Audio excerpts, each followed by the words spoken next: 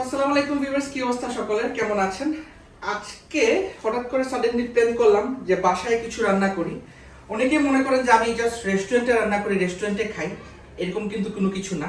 আমি বাসাতেও রান্না করি, বাসাতেও মাঝে মধ্যে খাই, যদি সময় পাই আর কি। তো আজকে কি রান্না করছি আমি আপনাদেরকে দেখাই। অনেকেই পছন্দ করে থাকবেন এই জিনিসটা, আমার পার্সোনাল খুব ফেভারিট একটা জিনিস।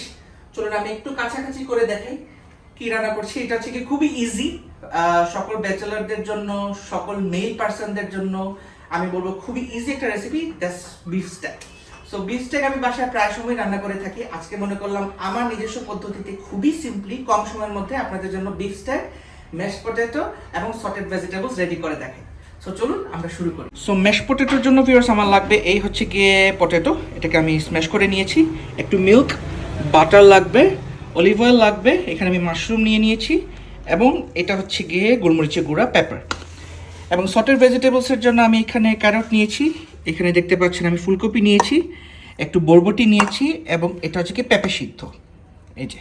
সো এই হচ্ছে কি আমার সটেড ভেজিটেবলসের আইটেম, এবং এই হচ্ছে কি ম্যাশ পটেটো। খুবই সিম্পলি আমি দেখিয়ে দিব আপনাদেরকে, তারপর আমি স্ট্যাকগুলো ভাজবো। এর জন্য ভিউয়ার্স আমি এই প্যানটা ইউজ করব, বিকজ এই প্যানটার মধ্যে একটু এই যে দেখতে পাচ্ছেন একটা মার্কিং আছে, সো খুব সুন্দর করে হবে। এবং আমি এই ফ্রাই প্যানটা ইউজ করব হচ্ছে গিয়ে আমার সটেড ভেজিটেবলস এবং ম্যাশ পটেটোর জন্য।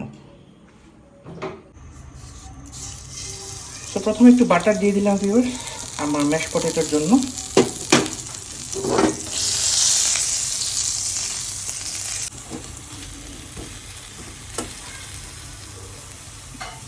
তারপর ভিউয়ার্স আর একটু মিল্ক দিয়ে দিলাম, এখানে দেখতে পাচ্ছেন অলমোস্ট রেডি। খুব একটা বেশি কিছু দিইনি, জাস্ট একটু সল্ট এবং একটু দেখতে পাচ্ছেন পেপার, একটু পেপার আমি দিয়ে দিলাম, দ্যাটস ইট। সো আমার mash potato ready. So viewers আমার সটেড ভেজিটেবলস অলমোস্ট রেডি, দেখতে পাচ্ছেন আমি কি কি দিয়ে রেডি করেছি। একটু কাছাকাছি এসে আমি দেখাই কি কি দিয়ে রেডি করেছি, অনেক গরম। এই যে ভিউয়ার্স দেখতে পাচ্ছেন খুব সুন্দর করে সটেড ভেজিটেবলস আমি রেডি করে ফেলেছি, খুবই কালারফুল হয়েছে। জাস্ট একটু আমি বাটার দিয়েছি, পেপার দিয়েছি, সল্ট এবং ভেজিটেবলসগুলো দিয়েছি, নাথিং এলস। এনিওয়েজ ভিউয়ার, স্টেকের সিজনিং হিসাবে কিন্তু অনেকেই অনেক কিছু ইউজ করে থাকেন।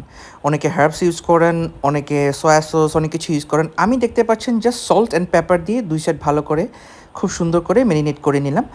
অ্যাকচুয়ালি আমার কাছে রিয়েল টেস্টেই ভালো লাগে। এখানে আমি 6 পিস অফ সিরলয়েন স্টেক নিয়েছি, এবং অবশ্যই ড্রাই করে নেবেন। এই যে আমার স্টেকের ফার্স্ট পিসটা গেল, কিছু দিব না, জাস্ট একটু বাটারটা দিব, দ্যাটস ইট। আর আমি এক পিস জাস্ট রসুন দিলাম। টিস্যু পেপার বা কটন ক্লথ দিয়ে ভালো করে ড্রাই করে নেবেন, তাইলে স্টেকের অরিজিনাল যে টেস্টটা সেটা পাওয়া যায়। একটা জিনিস ভিউয়ার্স মনে রাখবেন, কখন আপনি স্টেকটা উল্টিয়ে দিবেন। অনেকে এই কোয়েশ্চেনটা করে থাকেন, অনেকে আবার একটু কনফিউশনের মধ্যে পড়েন। আমি যেটা করি ভিউয়ার্স, আমি মোবাইল স্টপওয়াচ সেট করে দিই। আমি প্রত্যেকটা সাইড 3.5 থেকে 4 মিনিট, আবারও বলি 3.5 থেকে 4 মিনিট আমি প্রত্যেকটা স্টেক করে থাকি। আমি অ্যাকচুয়ালি ভিউয়ার্স মিডিয়াম রেয়ারটা পছন্দ করি, ওয়েল ডানটা ভালো লাগে না। সো দেখতে পাচ্ছেন খুবই সুন্দর কালার এসেছে আলহামদুলিল্লাহ, এবং দুটো পিস আমি একসাথে দিয়ে আপনাদেরকে দেখালাম। খেয়াল রাখবেন টাইম কিন্তু বেশি গেলে স্টেকটা পুড়ে যাবে, সেই ক্ষেত্রে খেতে তিতে হয়ে যাবে এবং ভালো লাগবে না। দেখতে পাচ্ছেন নেক্সট আমি 3 পিস দিলাম, এবং মার্বেল যে পার্টটা মানে ফ্যাট যে পোর্শনটা, এই পোর্শনটা আমি পরে দিব, কারণ এই ফ্যাটটা মেল্ট হলে ভিউয়ার্স অরিজিনাল একটা টেস্ট পাওয়া যায়। সো আলহামদুলিল্লাহ ভিউয়ার্স আমার ফুড রেডি, দেখতে পাচ্ছেন একবারেই বাসায় সিম্পলি কোনো কিছু ডেকোরেশন করিনি। সটেড ভেজিটেবলস, ম্যাশ পটেটো এবং স্টেকগুলো কেটে নিয়েছি। আমি সবসময় ভিউয়ার্স মিডিয়াম রেয়ার পছন্দ করি, ওয়েল ডানটা আমার কাছে ভালো লাগে না, একটু হার্ড হয়ে যায় এবং একটু তিতা থাকে, দ্যাটস ওয়াই।